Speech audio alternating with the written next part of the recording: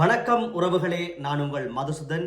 இப்ப பார்க்க போற விஷயத்துல எவ்வளவு திடுக்கிடப்படுகின்ற பயங்கரமான விஷயம் இருக்குதுன்றதை நீங்க பார்க்க போறீங்க. அதாவது இலங்கை சம்பந்தமான விடயம்.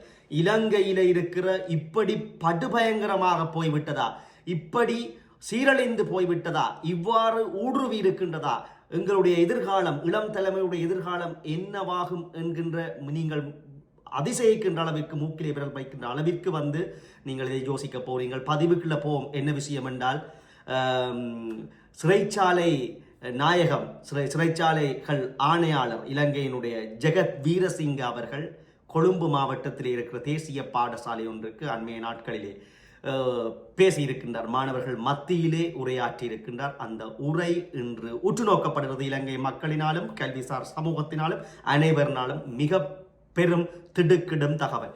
அதாவது உரைய வைக்கின்ற தகவல்கள், இளம் தலைமுறை ஒழுக்கம் பெற்றோர்களை, மக்களை உரைய வைக்கின்ற ஒரு கடும் தகவலை தெரிவித்திருக்கிறார் சிறைச்சாலைகள் ஆணையாளர் ஜெகத் வீரசிங்க அவர்கள். என்ன தெரிவித்திருக்கின்றார் என்றால், கொழும்பு மாவட்டத்திலே மட்டும், அதாவது இருக்கின்ற 25 மாவட்டங்களிலே கொழும்பு மாவட்டத்திலே மட்டும் 2,30,000க்கும் அதிகமான அதுக்கு குறைவன்னு சொல்லி 2,30,000க்கும் அதிகமான பாடசாலை மாணவர்கள் போதைப் பொருளுக்கு அடிமையாக இருக்கிறார்கள். பாவிக்கிறார்கள் என்பதற்கு அதிகமாக அடிமையாகி இருக்கிறார்கள். ஆகவே பாவித்துக் கொண்டிருப்பவர்கள், பாவிக்க தொடங்கியவர்களுடைய எண்ணிக்கையை கணக்கெடுப்பை பார்த்தால் எப்படி அமையும் என்று தெரியும். இது கணக்குக்குள் வந்தது. இந்த இவர்களுடைய கேசுகள், வெவ்வேறு ஆராய்ச்சிகள் மூலம் கணக்குக்குள்ள வராமல் இவ்வளவு இருக்கும் என்பதை நீங்கள் எண்ணி பார்க்க வேண்டும். வியப்பில உறைவீர்கள். ஆகவே இந்த தரவை, இந்த சிறைச்சாலைகள் ஆணையாளருடைய இந்த பேச்சை, பாடசாலை மாணவர்களுக்கு இடையிலே பேசின பேச்சை நாங்கள் எளிமையாக கடந்து விட முடியாது. அனைவரையும் விழிப்புணர்வூட்ட வேண்டியதும் எல்லாத்துக்கும் ஒரு கடமை. ஆகவே பாடசாலை மாணவர்கள் 2,30,000 என்றது இந்த பள்ளிக்கு போகக்கூடிய வயதுடையவர்கள்.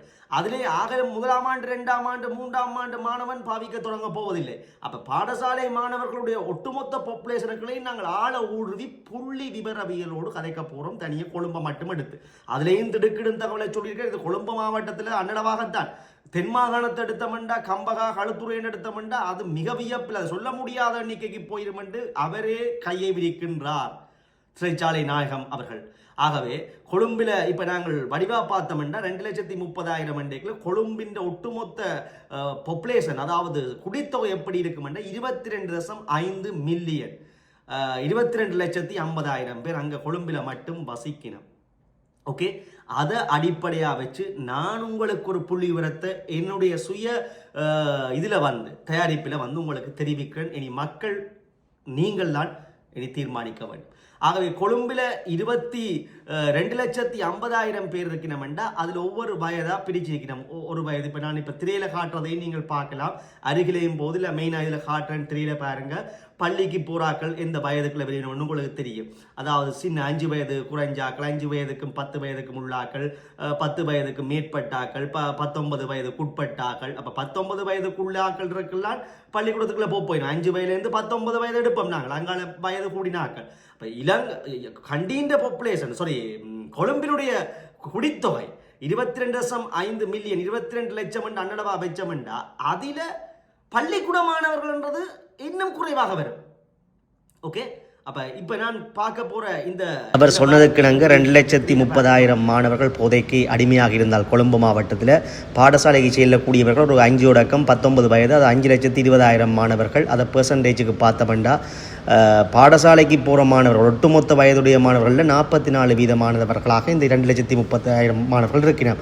ஆனால் போதையை பயன்படுத்தக்கூடிய வயதொத்த ஒரு 9 வயதிலிருந்து இல்லை 10 வயதிலிருந்து 19 வயது மட்டும் பார்த்தோம்னா அவை ஒரு 3,50,000 என்ற பாப்புலேஷன் கணக்கெல்லாம் வெறுவினம் அந்த பள்ளிக்கு போகிறார்கள். அவைன்ற பெர்சன்டேஜை பார்த்தோம்னா ஒட்டுமொத்த மாணவர்கள் பாப்புலேஷனில் 65.7%, 66% அண்மைச்சிருக்குது. ஆகவே எவ்வளவு திடுக்கிடும் தகவல் என்று பாருங்கள். 66% மாணவர்கள். என்னுடைய தரவுகளுக்கு அடிப்படையில் இவர் சொன்ன கருத்துக்கும், சிறைச்சாலை ஆணையாளர் சொன்ன கருத்திற்கும் நான் அதை தேடி பிடித்து ஒவ்வொரு புள்ளி விவரத்தின்படி உங்களுக்கு விளங்கப்படுத்திய விளக்கம் விளங்கி இருக்கும் என்று நான் புரிகின்றேன். அதாவது பாடசாலைக்கு செல்லக்கூடிய கொழும்பு மாவட்டத்தைச் சேர்ந்த மொத்த மாணவர்கள் ஒரு 3,50,000 52,000 எடுத்துக்கொண்டவென்றால் நான் முதல் விளங்கப்படுத்தலேன்னு தெரியுது. அப்ப இந்த 2,30,000 பேர் போதைக்கு அடிமையாக இருக்கணும்டா பாடசாலைக்கு போற மாணவர்கள் 65% 50 வீதத்தை கடந்து 65% மாணவர்கள் போதைக்கு பாவிக்கிறார்கள், போதைக்கு அடிமையாக இருக்கிறார் என்பது எவ்வளவு மனவேதனையான விடயம். கொழும்பிலே எத்தனையோ பாடசாலை கண்மையில் உள்ள வியாபார நிலையங்களிலிருந்து போதை இனிப்பு பொருட்கள் கைப்பற்றப்பட்டிருக்கின்றன. சில மாணவிகள் பிரபல பாடசாலையை பயன்படுத்தியதை கண்டுபிடித்திருக்கிறார்கள். மிக இக்கட்டான சூழ்நிலையில் படித்து இந்த நாட்டை உருவாக்கக்கூடிய தலைமுறை போதைக்கு அடிமையாக்கப்பட்டு கொண்டிருப்பது திட்ட தெளிவாக புரிகிறோம். ஆகவே தென் மாகாணம் எப்படி வடமாகாணத்திலே மூடுருவி வருகின்றது. கிளிநொச்சி, முல்லைத்தீவு, மன்னார், யாழ்ப்பாணம் என்றெல்லாம் சீரழிந்து விட்டது. அண்மையிலே உடுவில் பிரதேச செயலக ஒருங்கிணைப்பு குழு கூட்டத்தில் கூட 10க்கும் மேற்பட்ட பாடசாலைகளில் போதைப் பொருள் பயன்படுத்துவது மாணவர்களிடையே பயன்படுத்துவது கண்டுபிடிக்கப்பட்டிருக்கிறது. பிரபல பாடசாலைகளுக்கு அண்மையில் விற்கப்படுவது பயன்படுத்தப்படுவது கண்டுபிடிக்கப்பட்டிருக்கிறது. இலங்கையில் யாழ்ப்பாணம் வடபகுதியோட அதிக போதைப் பொருட்கள் கடத்தப்படுவதாக கண்டுபிடிக்கப்பட்டிருக்கிறது. இவையெல்லாம் எங்களுடைய இளைய படிக்கிற தலைமுறை அழிப்பதற்குரிய ஒரு நடவடிக்கையாக அமைகின்றது. ஆகவே உறவுகளே, பிள்ளைகளை பாதுகாப்பாக நாங்கள் வளர்க்க வேண்டிய காட்டத்தில் இருக்கிறோம். இந்த அரசு என்றால் ஒரு நாட்டினுடைய தலையெழுத்தை தீர்மானிக்க போது இந்த இளம் சமுதாயம், படித்து வெளியேறுகின்ற சமுதாயத்தினர் தான் இந்த நாட்டை கட்டியெழுப்ப போகிறார். அதிலேயே கொழும்பு எடுத்த உதாரணம் 65% மாணவர்கள் பள்ளிக்கு போகிற மாணவர்கள் போதை கடுமையாக இருக்கிறார்கள். இவர்கள் எப்படி வெளியில் ஒரு பல்கலைக்கழகத்துக்கு போய் நாட்டை கட்டியெழுப்பி வெவ்வேறு துறைகளுக்கான முன்னோரி இந்த நாட்டை கட்டியெழுப்பார். அந்த அளவு தூரம் போதை பொருள் ஊடுருவி இருக்கிறது. போதை வியாபாரிகள், மாவியாக்கள் இங்கே இயங்கிக் கொண்டிருக்கிறார்கள். போதைக்கு அடிமையாக்கி விட்டார்கள் மாணவர்களையும் இளையவர்களையும். ஆகவே நாடு மீண்டெழும்ப வேண்டுமென்றா, ஒரு உலக அரங்கிலே மிளிர வேண்டுமென்றா போதை ஒழிக்கப்பட வேண்டும், ஊழல் ஒழிக்கப்பட வேண்டும். அதைத்தான் அரசு செய்கின்றது.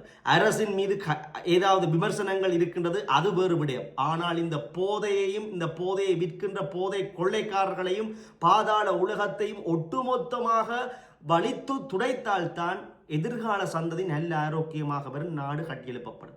அதை விட்டுட்டு வரிகளை போட்டு பணத்தை IMF பணத்தை கொண்டு நாட்டை முன்னேற்றுவோம் என்று நாங்கள் கடன்களை வேண்டி கொண்டு போய் இவைகளையெல்லாம் சுதந்திரமாக நடமாட விட்டோம் என்றால் நாட்டிலே நல்ல தலைமுறை ஒன்று உருவாகாது. ஆகவே இப்பொழுது எடுக்கிற நடவடிக்கைகள் சிறந்த நடவடிக்கையாகத்தான் நாங்கள் பார்க்க வேண்டும். போதே மற்றது பெற்றோர்களே அவதானம். உங்களுடைய பிள்ளைகள் எங்கே எங்கே போகிறார்கள் வருகிறார்கள் என்று உன்னிப்பாக அவதானிக்க வேண்டும்.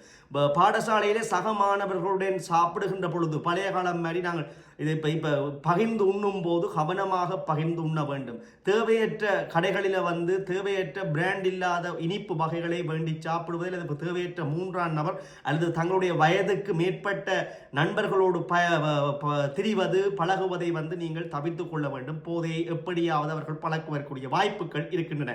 ஆகவே பெற்றோர்கள், ஆசிரியர்கள், பிரதானமாக சமூக ஆர்வலர்கள் இதில் மும்முரமாக செயற்பட வேண்டும், அரசுக்கு ஒத்துழைப்பாக. அதை விட ஒரு விஷயம் சிறைச்சாலை ஆணையாளர் என்ன சொல்லியிருக்கிறார்டா, 5 வயதுக்கும் குறைவான 42 மாணவர்கள் இந்த சிறைச்சாலைகளில் இருக்கிறார்கள் என்று. தனக்கு எவ்வளவு மனக்கவலையாக இருக்கின்ற, அதாவது தாய்மார்கள் செய்கின்ற சமூக விரோத செயல்களால் போதைக்கு அடிமையாகிறது அல்லது தேவையில்லாத குடும்ப தகராறு காரணமாக செய்த குற்றச் செயல்களின் காரணமாக பிறந்த குழந்தையோடு இருக்கும் அந்த தாய்மார்கள் சிறைக்குள்ள இருந்தால் 5 வயது மட்டுமாம் அந்த பிள்ளைகளை தாயோட சிறையில் கொண்டே காட்டி அவருடைய சேர்ந்து வளர்றதுக்கு அனுமதிப்பினமா. 5 வயதுக்கு மேலே பிள்ளை போச்சுதண்டா அதை அனுமதிக்க மாட்டோம், பிரித்து போடினோமா. அப்போ அந்த அவர்களுடைய பிள்ளைகளுடைய வேதனை, தாய்படுகின்ற வேதனையை பார்க்கின்ற போது எனக்கு வெம்பலாக இருக்கிறது சொல்வார். ஆகவே பெண்களே சமூக பொறுப்போடு நடந்து கொள்ள வேண்டும். இப்படி குற்றச்செயலை செய்யாதேங்க, போதைகளோடு உடன்பட்டு செய்யாதேங்க, பாதாள உலக குழுக்கோடு சேர்ந்து இயங்காதேங்க என்று மன்றாட்டமாக வேண்டிக் கொள்கிறார். நாடு அகல பாதாளத்தில் ஒரு பக்கம் போய் கொண்டிருக்கிறது. ஒரு பக்கம் பொருளாதார வளர்ச்சி, சுற்றுலாத்துறை வளர்ச்சிகள், தொழில் வளர்ச்சிகள் வந்தாலும் அகல பாதாளத்தில் போவதற்குரிய குறிக்கோள் இந்த போதையும் பாதாள உலக குழுவும். அது உண்மையாகவே முற்றாக வழித்தொடுக்கப்பட வேண்டும். இப்ப இவர் சொன்னதிலிருந்து இன்னும் ஒரு கொசுறு தகவலையும் சொல்றேன். இது பாடசாலை மாணவர்கள் 2,30,000 தான் கொழும்பு மாவட்டத்தில் சொல்லியிருக்கிறார்.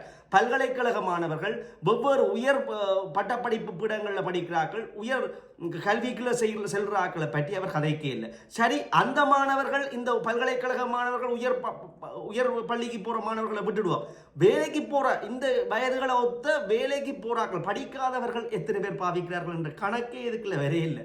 எடுத்தா கொழும்பின் அரைவாசி பேர், கொழும்பின் பாப்புலேஷன் 22 லட்சத்துக்கு மேலேண்டா அதில் 70 வயதுக்கு மேற்பட்டவன், 60 வயதுக்கு, 40 வயதுக்கு மேலே, 50 வயதுக்கு மேற்பட்ட கழிச்சு போட்டு இந்த சின்ன சிறுசலையும் கழிச்சு போட்டு இடையக்கில் எடுத்தமண்டா இவையில தோண்டி மொத்த இந்த ஜூத்திலேயே அரைவாசிக்கு மேல் 60% மேலே போதை கடுமையாகத்தான் இருக்குது. இது வளமான நாட்டை கட்டியெழுப்புமா? ஒரு இலங்கையின் தலைநகரத்தில் இருக்கிற ஜூத்ஸ் இவ்வளவு பேரும் அடிமையண்டா வளமான நாட்டை கட்டியெழுப்பலாமா? ஆகவே அரசு செய்கின்ற நடவடிக்கை மிகவும் உன்னதமான, அதை முழு வீச்சில் முன்னெடுக்க வேண்டும் என்று நாங்கள் பாராட்ட வேண்டும், உத்வேகம் கொடுக்க வேண்டும். மீண்டும் ஒரு நல்ல பதிவினூடாக இது விழிப்புணர்வுக்காக மற்றவருக்கும் பகிருங்கள்.